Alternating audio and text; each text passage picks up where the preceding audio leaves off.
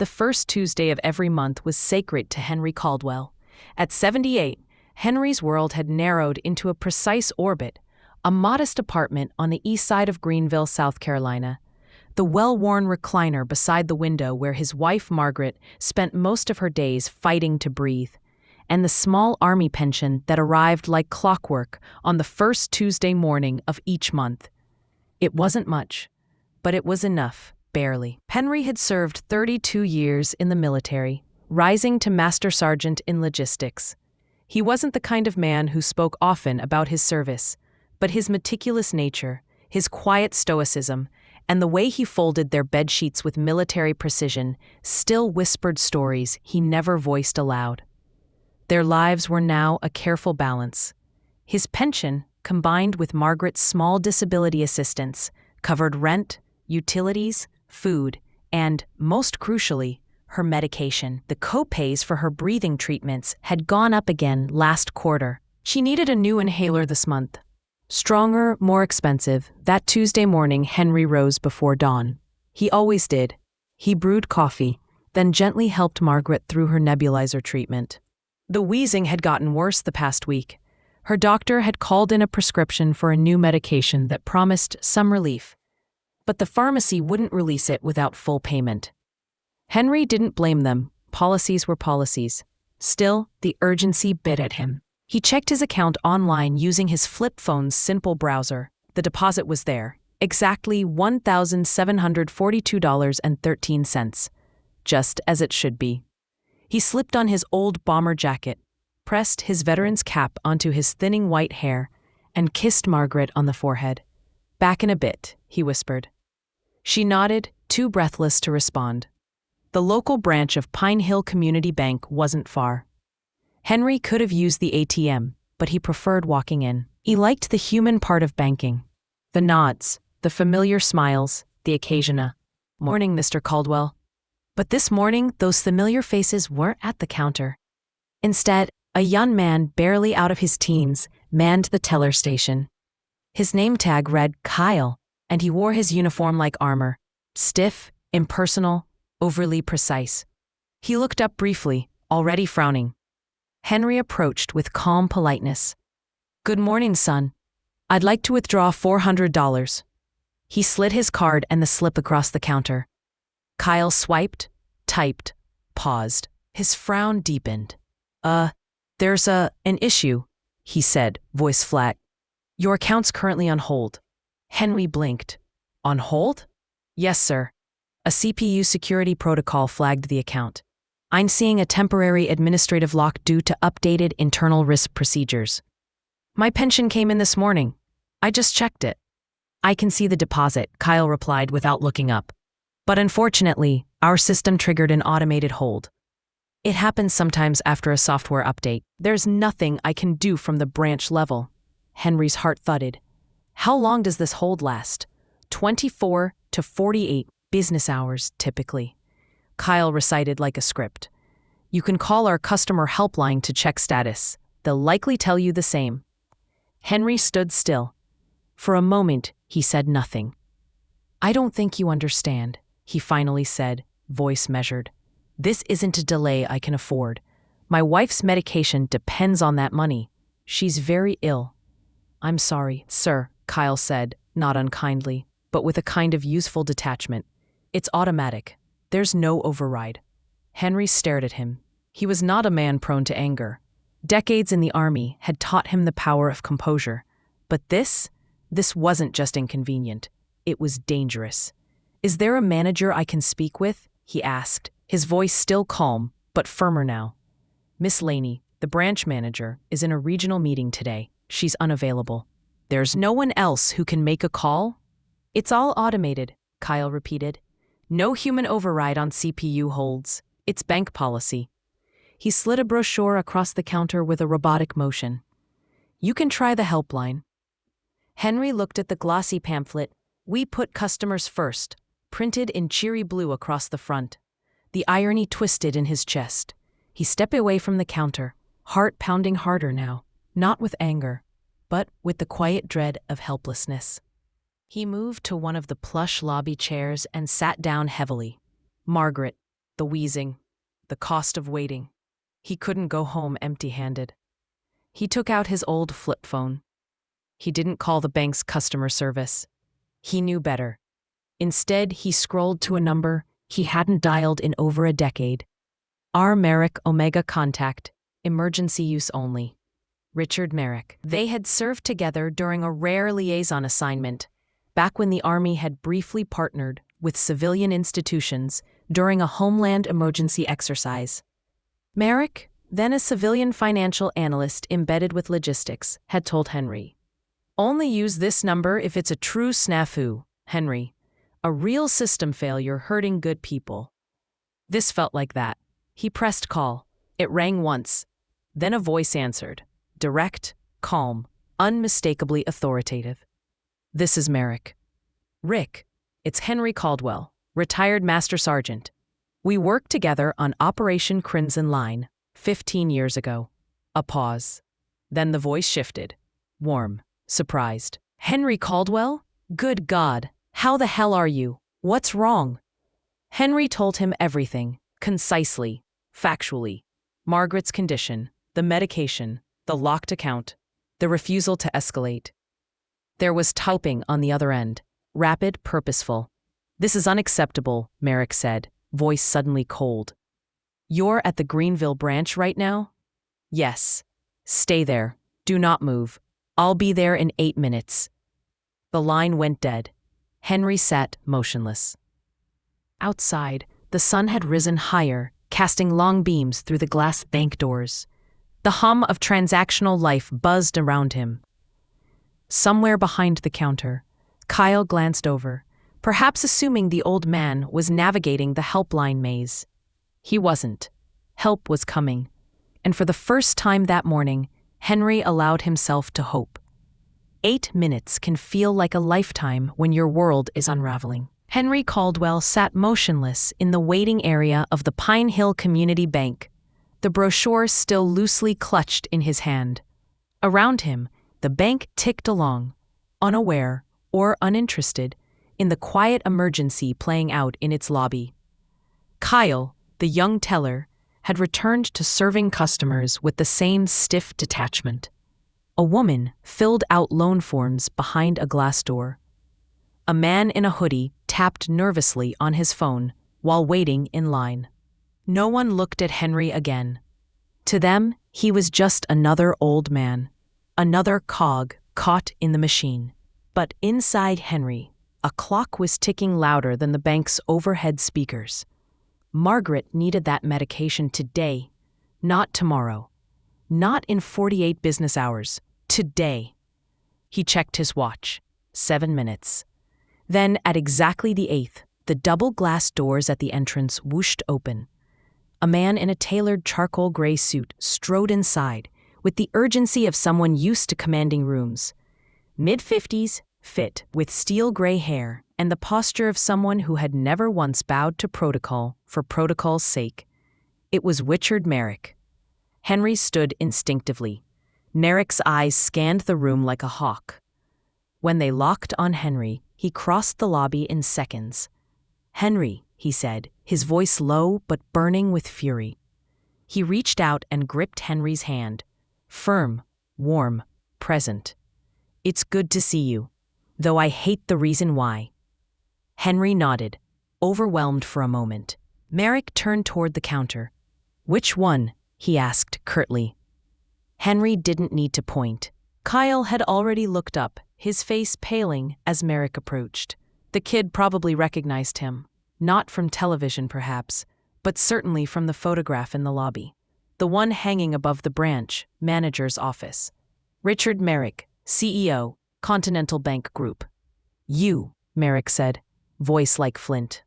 "Where's your manager?" "Ms. Laney is at a..." Kyle started, but Merrick had already turned on his heel. "Get her. Now. And bring Mr. Caldwell's account file." Kyle fumbled with his earpiece and phone simultaneously. The confidence drained from him, replaced by a teenager's panic. Merrick spun back toward the lobby. His assistant, a tall woman in a navy blazer, and a grim-faced man in plain clothes, security, by the look of him, had followed him in silently. Mr. Caldwell, Merrick said, turning softer. Would you step into the manager's office with me? Henry hesitated only briefly, then followed. His boots clicked softly on the polished floor as the lobby quieted around them like a stage set gone still. Inside the office, the air was sharp with tension. Miss Laney, the branch manager, a woman in her early 40s with nervous energy, had just arrived, out of breath and flustered. When she saw Merrick, she froze. Mr. Merrick, I wasn't expecting. I know, Merrick replied coolly. Please sit. We're going to talk about what just happened here. She obeyed instantly.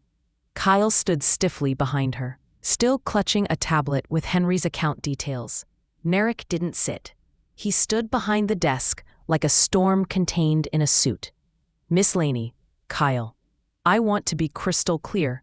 He gestured toward Henry. This gentleman is a retired Master Sergeant of the United States Army. He has been a loyal customer of this institution for over 4 decades. This morning, his account, containing a federally dispersed military pension, was frozen without cause due to a misapplied CPU security flag, and your team refused to escalate or intervene. Is this accurate? Laney stammered. We followed protocol. The system flagged it. And you didn't question that? Merrick cut in. You didn't attempt a manual verification? Did you even read Directive 7 Alpha?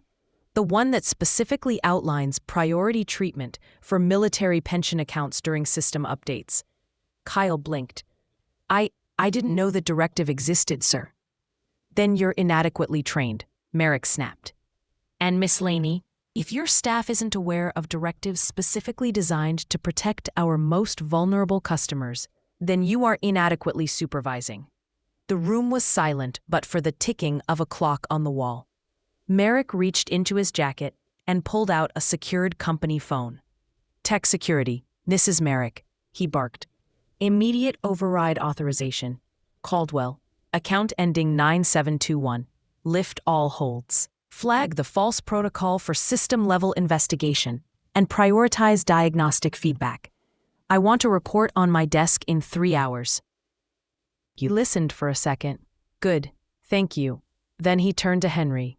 Your funds are now fully accessible, Henry, and that's not all. He glanced at his assistant, who nodded and handed over a folder. As an apology from the Continental Bank Group, the medication copay for your wife today is covered. In fact, for the next 12 months, any verified out-of-pocket prescription expense for Mrs. Caldwell will be covered through my office's discretionary fund. Henry stared at him, words failing for a moment. I don't know what to say. You shouldn't have to say anything, Merrick said softly.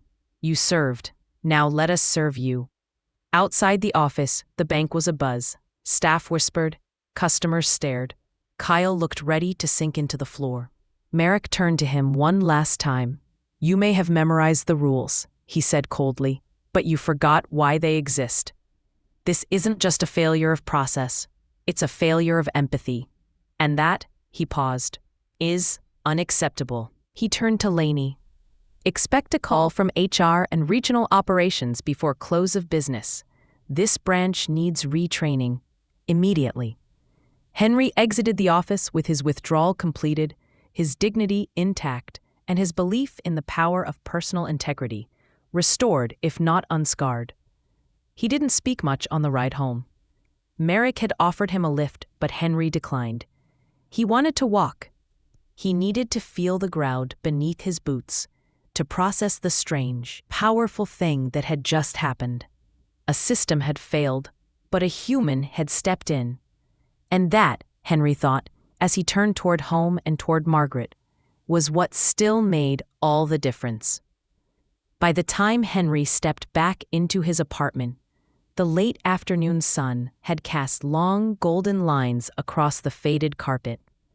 Margaret was asleep in the recliner, the nebulizer mask still dangling from her lap, her chest rising and falling in small, uneven waves.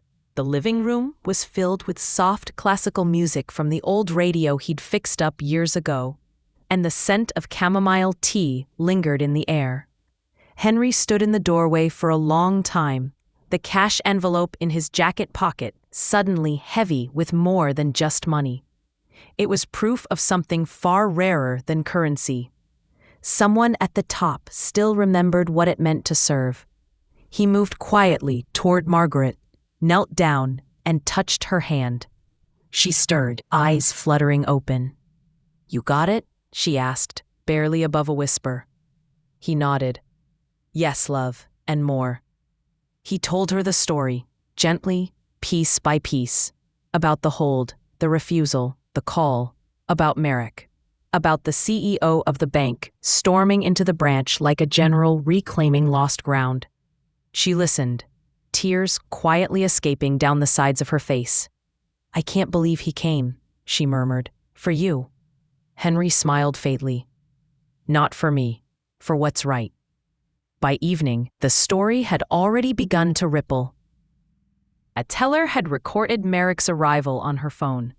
Just a few seconds of grainy video, the glass doors opening, Merrick striding in with his entourage, his voice clipped and commanding. No names, no context, just presence. The clip hit social media under the title, "CEO Walks into Bank to Fix a Veteran's Frozen Pension. True Leadership." Within hours, it had 20,000 views. By morning, 2.3 million. The comments were a battleground of emotions. This man walked into the storm for someone who mattered. This is leadership. Every veteran deserves this kind of respect. I'm crying. My dad died waiting for his VA claim to clear. This hit hard. Is this real or another feel-good corporate stunt? I work at this bank. It happened, and it changed everything that day. Henry didn't see most of the online storm. He wasn't on social media. But when the regional director of Pine Hill called the next morning requesting a formal statement, he realized the situation had grown far beyond that little lobby. Merrick called too, personally. "I hope I didn't overstep," he said almost sheepishly. Henry chuckled. "I think you stepped exactly where you needed to." "They're talking about creating a veteran-specific initiative," Merrick added. "Training, account flags, real human checks. Might even name it after you." "God help them if they name it after me," Henry said dryly. "But the training? That sounds like a damn good idea." Back at the branch, the fallout was swift. Kyle was placed on administrative leave, not fired. Merrick had insisted on retraining, not punishment unless willful negligence was found. But he'd become a cautionary tale overnight. Miss Laney remained branch manager, but the tone in her office changed. She no longer quoted policy before understanding the problem. She started meeting every morning with her staff for 5 minutes, not about metrics or scripts, but about stories. About real people they were helping that day. The bank even installed a dedicated veteran liaison desk with a framed plaque that read, "Policy protects institutions. Empathy protects people." Somewhere in the quiet of corporate corridors, something had shifted. But the biggest ripple came not in boardrooms or branches, but in homes like Henry's. 2 days later, a letter arrived by courier. No return address, just his name in firm handwriting. Inside was a handwritten note. "Mr. Caldwell, I watched your story online. My grandfather was also a master sergeant. He passed waiting for his pension to clear after an administrative error.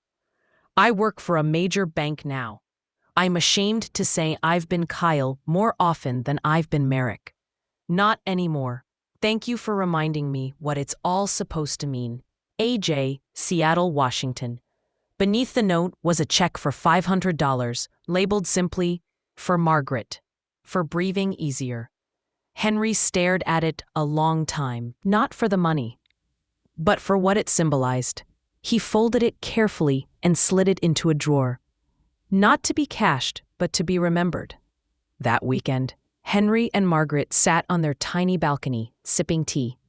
The hum of a city they'd long lived in, but never truly felt seen by, had become quieter somehow.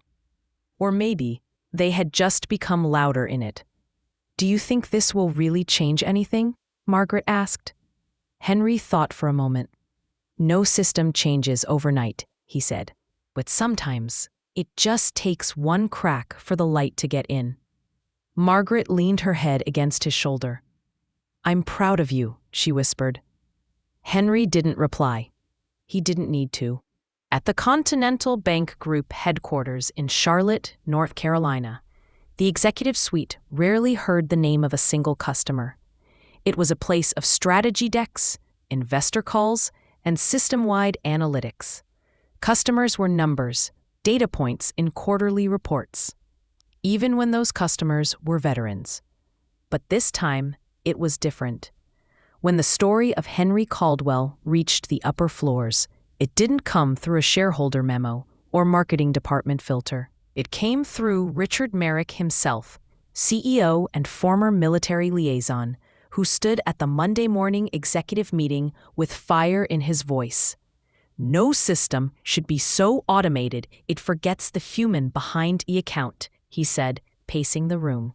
He clicked the remote, changing the slide on the screen behind him. A freeze frame of a security camera still. Merrick, standing in the Pine Hill branch, pointing toward the teller line. Henry seated just out of frame. Some of you have asked if my visit was appropriate. Let me make this clear. If showing up in person to fix a failure of judgment is inappropriate, then we have lost the right to call ourselves a service institution. The room was quiet. He let the silence settle. Henry Caldwell is not just a decorated veteran. He is us. He is who we should be designing for. And the fact that his account got frozen by a patch update that no one flagged for exceptions, it's a failure, but a useful one. He turned to his chief operating officer. Effective immediately, I want the Veterans First protocol reinstated, upgraded, and embedded in all regional systems. Every flagged account linked to a federal pension must be renewed by a human, not a script. His gaze swept the room. And I want every employee, from teller to director, retrained, not just in policy, but in empathy. 3 days later, internal memos went out to all 1,300 branches. The headline was simple: every account is a story. Some deserve to be heard louder. The memo included a new program, Honor Line, a dedicated phone and in-branch service exclusively for veterans, their families, and pension-receiving seniors. Not as a PR gesture, but as a structural change. It included language from Henry's real statement to the press. I didn't want special treatment. I wanted equal dignity. That's all. Those words hit something deeper than any brand campaign had. At the Pine Hill branch, a new poster was framed by the door. This branch serves with gratitude. Kyle's return to work was quiet. He had been through 2 weeks of intensive retraining, not just on protocols, but in narrative empathy workshops where staff were asked to sit with veterans and hear their real-life stories. He'd listened to a woman whose father had died waiting on an account flag to clear. He'd listened to a man who said he only came to the bank in uniform because it was the only time he felt visible. And Kyle had changed. He approached his return not as a punishment, but as a chance to redeem himself. On his first day back, he asked to personally greet the older customers waiting in the line. Meanwhile, Henry started receiving letters from strangers, from veterans, from branch employees across the country. One came from a 24-year-old teller in Minnesota. Mr. Caldwell, I showed your story to my dad, who's a Vietnam vet. He cried. We never talked much about his time in service before. But your story opened that door. Thank you for that. I think you helped more than just a bank. You helped families. Another came from a retired Air Force nurse in Arizona. You reminded them that the system must serve the people, not the other way around. That's what we fought for. That's what you fought for. Henry read them all, slowly, gratefully. He shared some with Margaret, who smiled and said softly, so many of us have been waiting for someone to say it out loud. Back in Charlotte, Merrick sat alone in his office late one night, re-watching the original footage. Henry in that lobby chair, still and dignified, even in distress. He thought about the years he and Henry had briefly worked together. During Operation Crimson Line, that strange, high-stakes, civilian-military coordination exercise where so much could have gone wrong. He remembered Henry's calm under pressure, the way he'd rerouted supply trucks during a simulation failure that would have stranded half their joint team. Merrick never forgot the quiet authority of that man. And now, 15 years later, Henry had reminded him again of who he was supposed to be. That night, Merrick began drafting a speech. It wouldn't be for investors or press. It would be an internal address for every employee of the Continental Bank Group. He titled it, "The Account Number Has a Name," and it began with these words: "We live in a world built on code and policy, but sometimes the code gets it wrong. Sometimes we need to look up from the screen and see the person across the counter. I walked into a branch not to make a statement, but to honor a promise. Not just to Henry Caldwell, but to every single customer who gave something of themselves to this country and asked only to be seen. This company remembers them now, because he made us remember." In a quiet suburb, just outside of Atlanta, a young man named Jacob Caldwell sat hunched over his laptop in the university library, the blue light flickering across his sharp features and tired eyes. He wasn't looking at his political science reading. He was watching a video. It was grainy, shot on a phone, probably, but the audio was clear enough. His grandfather's name had just been said aloud by a man in a suit, Richard Merrick, the CEO.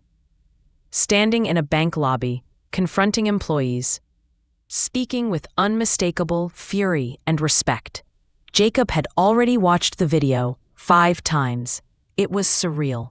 His grandfather, Henry Caldwell, was a man of quiet discipline, never seeking attention. Jacob knew him best as the man who folded napkins with geometric precision and took pride in showing Jacob how to change a tire, not for the sake of knowledge, but for the sake of independence. They didn't talk about feelings often, but there was love in the way Henry always asked, "You eating enough?" or "You keeping your promises?" Now the world knew a part of his grandfather Jacob had always sensed, but never fully seen. A part forged in logistics tents, desert sun, and hard-earned patience. Jacob clicked over to the news story again. He scrolled through the comments. Veterans, widows, bank employees, college students, all speaking about dignity, service, justice. He felt something unfamiliar rising in his chest, not pride alone, but responsibility. Later that night, Jacob called his grandfather. Henry answered on the 3rd ring, his voice warm and dry as ever. "Didn't expect a call on a Thursday. Just wanted to talk," Jacob said. "I saw the video." There was a pause. Henry cleared his throat. "Guess it got around." "Grandpa," Jacob said, his voice quieter, "you changed something." "No, son," Henry replied. "I reminded people to look up." They didn't talk long. They never did. But before they hung up, Henry said something Jacob would remember for years. "If the system forgets who it serves, then someone has to knock on the glass." Back on campus, Jacob couldn't let it go. That phrase, "knock on the glass." The class was silent when he finished. His professor, Dr. Simmons, an older black woman with decades of activist teaching behind her, leaned forward and said, "That's not just justice, Mr. Caldwell. That's legacy." Word spread. A few weeks later, Jacob was invited to speak at a veteran student event. He stood behind a podium in a too large blazer, voice a little shaky at first. "I used to think legacy meant medals," he said, "or buildings with your name on them. But my grandfather taught me it's what people remember when no one's watching." He looked up at the crowd, students, faculty, a few elderly veterans in uniform. He didn't raise his voice. He just refused to be small, and that made others stand up taller, too. Afterward, a freshman came up to him. Thin, nervous, clearly new to everything. "My dad's a vet," she said. He always tells me not to rock the boat, but maybe, sometimes you have to. Jacob nodded. Only if the boat's headed somewhere wrong. Back at the Caldwell apartment, Henry and Margaret continued their quiet routines. They didn't seek the spotlight. But every so often, a letter came in. Sometimes a phone call. Once, a group of high school seniors showed up with a poster they'd made in civics class. Legacy is living by example. Thank you, Mr. Caldwell. Henry accepted it awkwardly, but his eyes shimmered more than he'd admit. Margaret, stronger now with new medication, smiled one morning as Henry poured her tea. You realize, she said, you've become someone's civics lesson. He chuckled. God help them. She tilted her head. No, I think maybe you helped them first. One quiet evening, Jacob returned home to visit. He brought his laptop and showed Henry the student essay he'd written. Systems and Souls, the Ethics of Compassionate Bureaucracy. He dedicated it to those who refuse to let automation erase empathy. Henry read the title slowly. You always were the wordy one, he teased. Your dad blamed me for that. Jacob smiled. You know they're starting a campus project. Real case studies of moral leadership in modern institutions. They want to interview you. Henry waved it off. I'm just a man who wanted to buy medicine for his wife. Exactly, Jacob said. And that's the kind of man we need to study. As the sun set behind the small apartment, 2 generations sat on the porch. Not in silence, but in shared conviction. Henry didn't say much that night, but when Jacob stood to leave, his grandfather stood too. He clasped his shoulder with one hand and said simply, If ever you're in a room full of policy, and no one's talking about people, you speak up, even if your voice shakes. Jacob nodded. It would become his guiding principle. It began with a headline, not on the front page of a national paper, but in the scrolling ticker of a local Chicago news channel. Retired veteran sparks banking reform after account freeze. One man, one moment. National impact. Natalie Tran, 33, paused her morning routine long enough to watch the 30-second segment. She didn't usually have time for viral news. Between caring for her disabled mother, working 2 jobs, and trying to finish her degree online, Natalie barely had the energy to check her own email. But something about this story made her stop. It wasn't the CEO's arrival that struck her.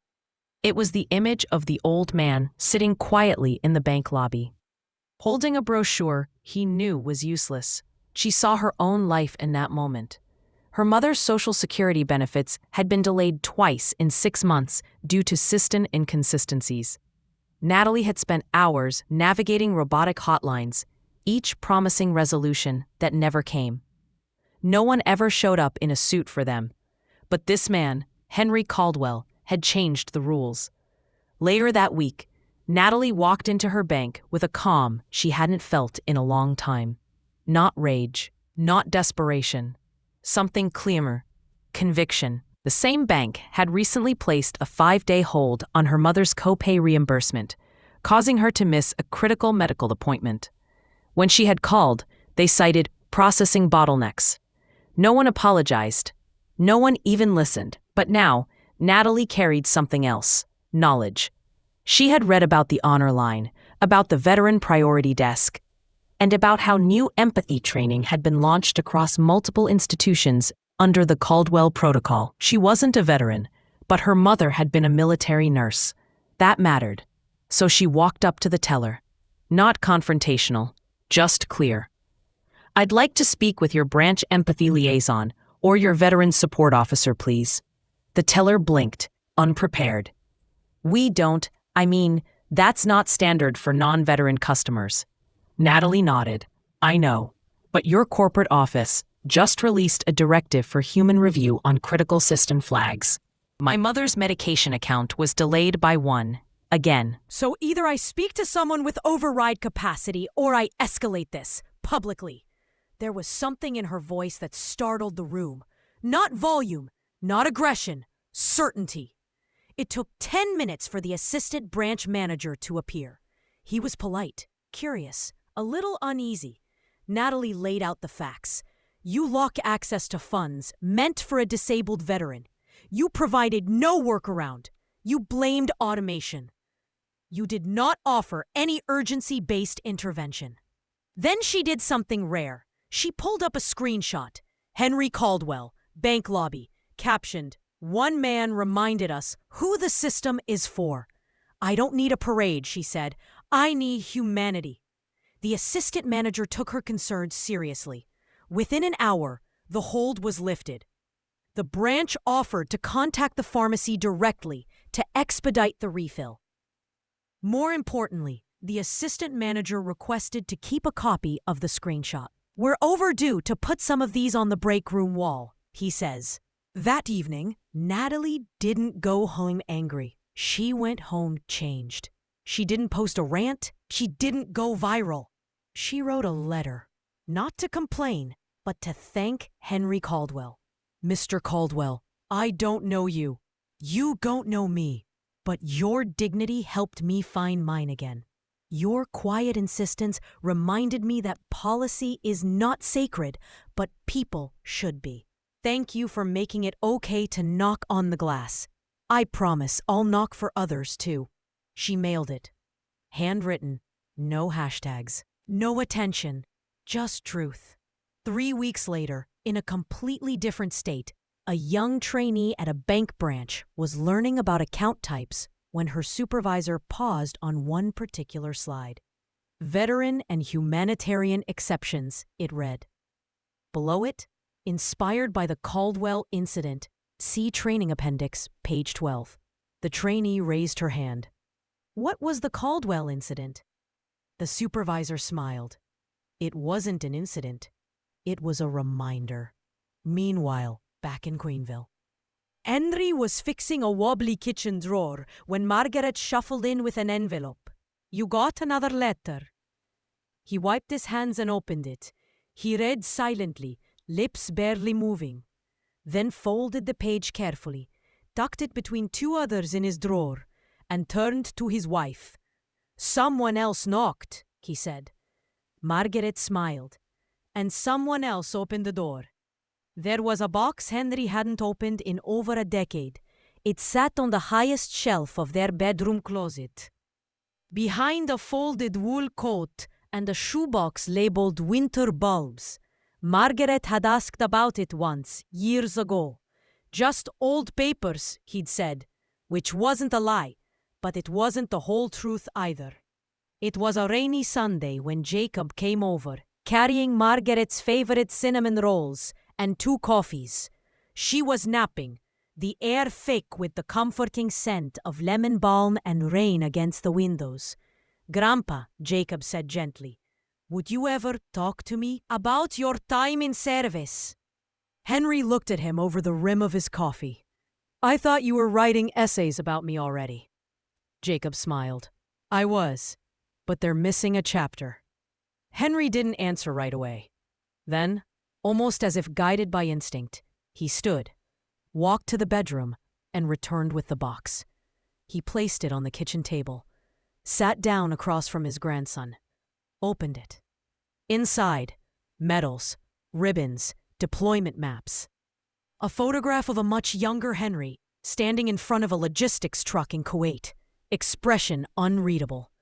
A letter from a commanding officer, and at the very bottom, an old field journal, the leather cracked at the spine. He handed it to Jacob. "I started writing in that during Operation Ash Wreath. Supply failure. We had 32 men stuck out there with nothing but MREs and busted comms. No air support." Jacob listened in silence. "We rerouted everything by hand. No digital support, just convoy markers and dead reckoning." He paused, tapped the table once with his hand. "I watched men nearly break, not because of bullets, but because no one was answering their calls. I wrote down every mistake the system made, every time the process failed the people." Jacob opened the journal. The handwriting was small, tight, methodical. There were checklists, margins filled with alternative paths, and on one torn page, a single line written larger than the rest. "The mission is always the people." Jacob looked up. "I always thought you were just incredibly prepared, But this is why. Henry gave a small nod. I don't trust systems without human hands on the wheel. Margaret woke mid-conversation and joined them at the table. Henry shared stories he'd never said aloud before. Of the convoy ambushed 3 hours before his resupply arrived. Of the young corporal who panicked on the radio and froze. Of the handwritten letter he had to send to a widow after that. I never wanted a medal for logistics, he said. But I learned that the one who carries the map carries the responsibility. Margaret took his hand, and you always did. That evening, Jacob sat outside on the porch alone. He opened the journal again, flipping to the back. One of the final entries read, "If I ever get old and the world forgets to listen, remind them. Remind them gently, but clearly. Remind them I was never quiet because I had nothing to say. I was quiet because I was watching who needed to be heard first." Meanwhile, in an office 3 states away, Richard Merrick was preparing for a keynote address. He opened his notes. At the top of the page, he'd written, "The quiet leaders." And beneath that, the ones who fix things quietly, who carry burdens without medals, who teach us that being right is less important than being there. We don't build systems to honor them. We build systems that work because of them. He thought of Henry, and for a moment, the weight of the world felt lighter. That same night, Henry placed the box back in the clothes. But before he did, he added one thing, the printed letter from Natalie Tran, folded neatly, tucked beside his service ribbon. Then he whispered, not to anyone, but to the silence. Legacy isn't what they remember, it's what they carry forward. The auditorium wasn't large, just over 100 folding chairs, most of them occupied. Veterans in clean-pressed coats, college students in jeans and backpacks, bankers, journalists. A few young families with strollers quietly rocking in the back. And Henry Caldwell, seated quietly in the front row, trying not to look like a man about to be recognized for something he never asked for. Beside him sat Margaret, bundled in a soft shawl, her breathing steadier these days. On his other side, Jacob, tie slightly crooked, eyes steady. At the podium stood Richard Merrick. No cameras, no fanfare, just a podium, a microphone, and a speech he had rewritten 3 times. When we talk about leadership, Merrick began, we too often picture the loudest voice in the room. But real leadership isn't always loud. He paused, scanning the room. Sometimes it's a man sitting quietly on a bank bench, not demanding, not posturing, just refusing to accept the unacceptable. He turned slightly, looking at Henry. Sometimes it's someone who doesn't shout into the void, but instead finds the exact number to call and makes it count. Soft chuckles echoed across the room. Merrick continued. Because of Mr. Caldwell, over 11,000 accounts once flagged automatically now receive human review. Because of him, hundreds of bank staff have been retrained. Because of him, a culture of silence broke, first in one branch, then across an industry. He looked up. And because of him, I remembered the kind of leader I wanted to be.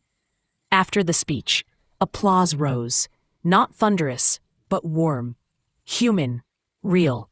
Henry stood only when gently coaxed by Margaret's elbow. He didn't speak long, didn't read notes, didn't need tea. I never planned to be a symbol, he began, voice gravelly, honest. I just wanted to get my wife her medicine. A pause. But maybe that's the point. He let the silence sit. We've built systems so complex, so polished, that sometimes the simplest needs fall through. The system works until it doesn't. And when it doesn't, someone needs to knock. He looked out, not just at the veterans, but at the young faces, at Natalie Tran, seated near the aisle, at a teller from Pine Hill Bank in the back row, at a boy no older than 15 wearing his father's army pin. Sometimes that someone is you. The final part of the evening was a surprise.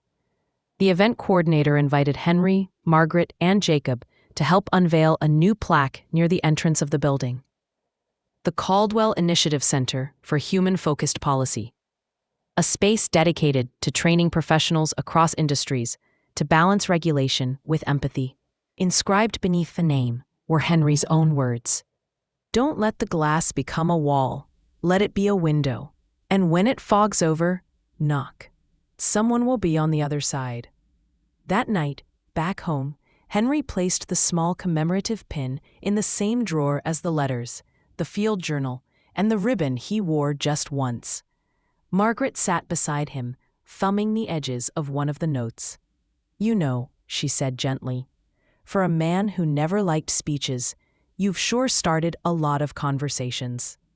Henry chuckled. "I guess I just spoke when it counted." Jacob entered, holding a folder of printed emails. More letters from students, caseworkers, young professionals. One stood out. A simple line from a 17-year-old high schooler in Detroit. "Your story made me want to do more than just follow the rules. I want to be the reason someone else doesn't give up." Henry read it 3 times, folded it, placed it gently atop the others. As the house settled into night, Henry stepped out onto the porch. The breeze was cool, familiar. Across the street, a family sat on their steps, laughing. Down the block, a city worker fixed a sidewalk light. Life continued, quietly, steadily, and maybe that was the point. He hadn't changed the world. He'd reminded it that sometimes it just takes one person to knock and one person to answer. This audio is made with Audio Toolkit for Windows Store, downloaded for free now.